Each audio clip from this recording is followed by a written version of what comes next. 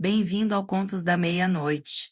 Aqui é a Fran. A partir de agora, o medo não pede licença. Apague as luzes, coloque os fones, feche os olhos e não olhe para trás. A história já começou. Antes de começar nosso relato, deixe aqui nos comentários de onde você está nos ouvindo.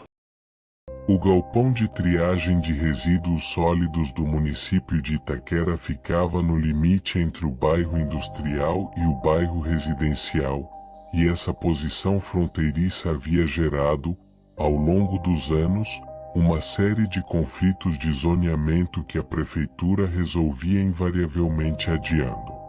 Os moradores do lado residencial reclamavam do cheiro nos dias quentes, do tráfego de caminhões nas madrugadas, da população de ratos que o galpão inevitavelmente atraía. A prefeitura prometia realocação. A realocação nunca acontecia. O galpão estava lá havia 22 anos quando Danilo Carvalho foi trabalhar como supervisor de turno noturno, e deveria estar lá por mais 22 depois que ele fosse embora. Porque algumas instituições têm aquela inércia de coisas que nunca foram planejadas para durar, mas que duram pela ausência de energia suficiente para movê-las. Danilo tinha 41 anos, havia trabalhado como operador de empilhadeira durante 15, como encarregado de logística durante 5, e havia chegado à supervisão de turno com a progressão lenta e consistente de quem não é excepcional em nada, mas é confiável em tudo. O tipo de funcionário que os chefes valorizam mais do que os funcionários brilhantes e imprevisíveis, porque confiabilidade é a única qualidade que compra sono tranquilo. Entrou no turno noturno do galpão de triagem em fevereiro porque precisava do adicional noturno depois do divórcio. Sem entusiasmo e sem objeção, com a resignação pragmática de quem faz o que precisa ser feito. A primeira vez que viu a mulher foi na terceira semana de trabalho, numa madrugada de quinta para sexta, às 13h20 da manhã. O galpão operava das 22 às 6, com 3 turnos rotativos de triagem manual.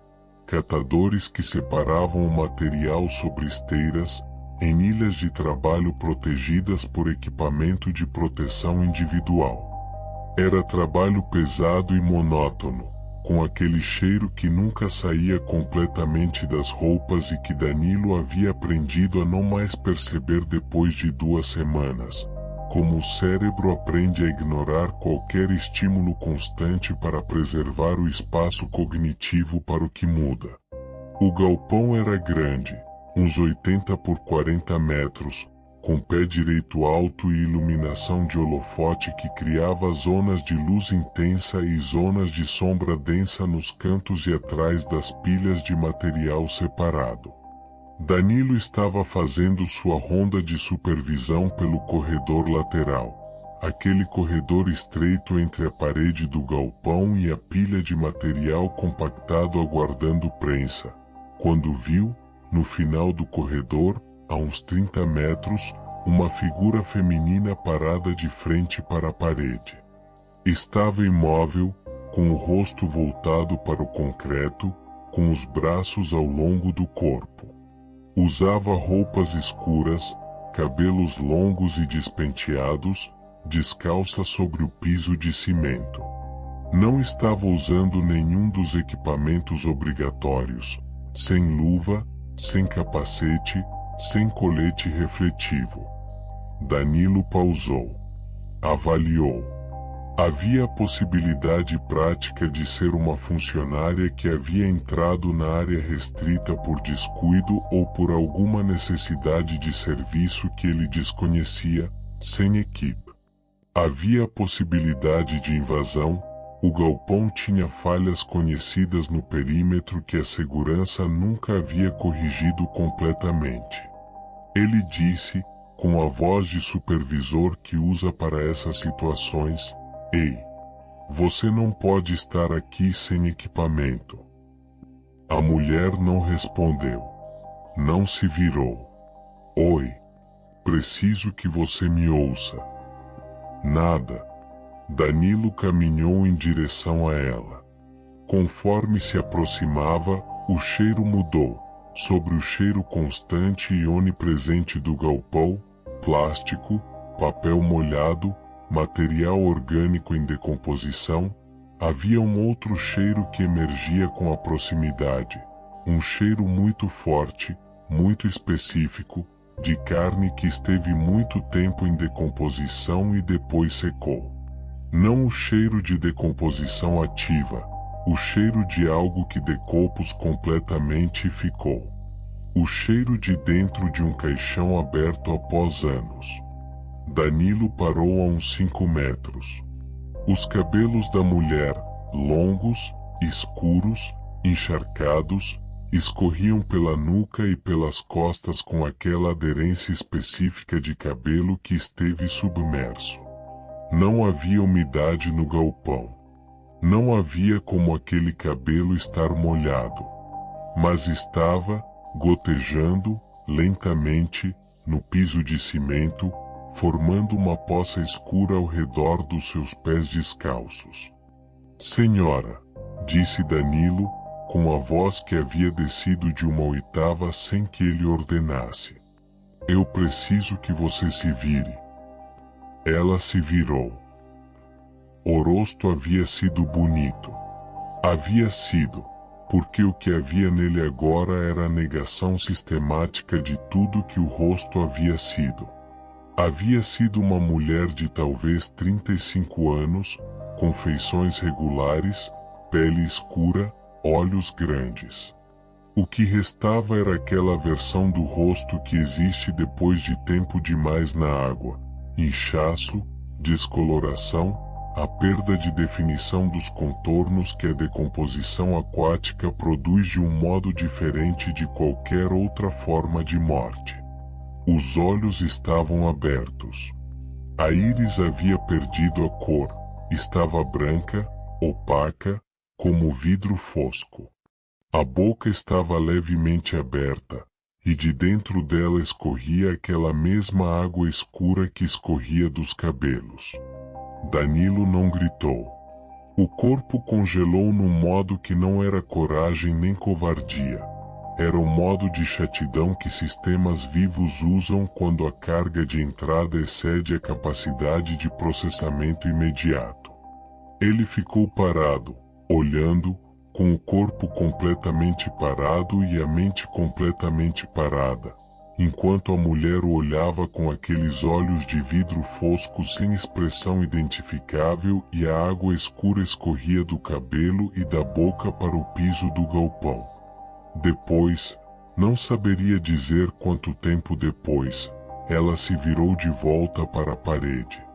Como se a interação houvesse terminado. Como se ele houvesse feito o que precisava e ela pudesse retornar ao que estava fazendo antes.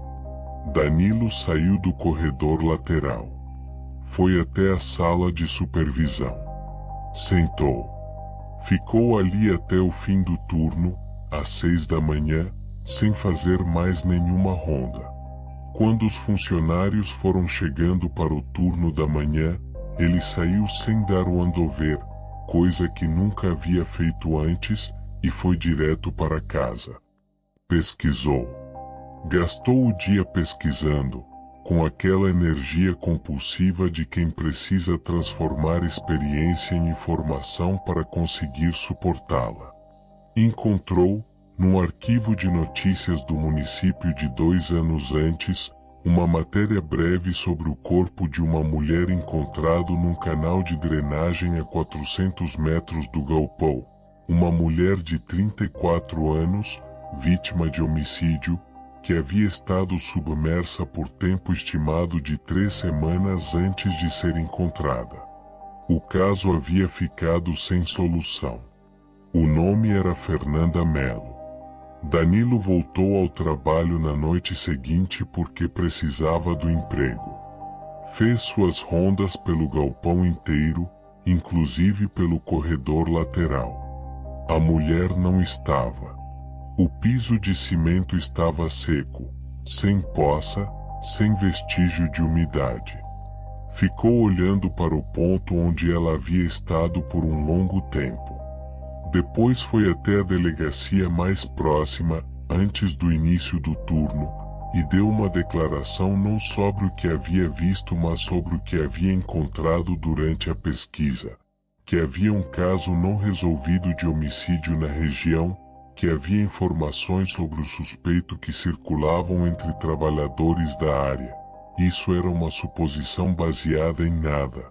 Mas era o tipo de afirmação que abre investigação, e que poderiam valer a pena verificar câmeras de um estabelecimento específico próximo ao canal. Ele não sabia por que havia dito aquilo. Não havia evidência real nenhuma que apontasse para câmera alguma. Mas o investigador havia verificado, e havia encontrado, e o caso havia sido reaberto, e 2 meses depois um homem havia sido indiciado. Danilo nunca mais viu a mulher no galpão. Ficou no emprego por mais 2 anos e então pediu demissão por razões que explicou como oportunidade profissional. A verdadeira razão era que havia noites em que o corredor lateral cheirava aquele cheiro, carne que decompôs e secou, e ele não sabia se era memória olfativa ou se era algo que ainda estava lá, verificando se havia mais alguma coisa que precisava ser feita. Há mortos que partem. E há mortos que ficam até que o que ficou pendente seja resolvido. Fernanda Melo havia ficado. E havia escolhido, com uma lógica que Danilo nunca conseguiu completamente articular, mas que entendia no nível onde os entendimentos que importam existem, a pessoa certa para transmitir o recado.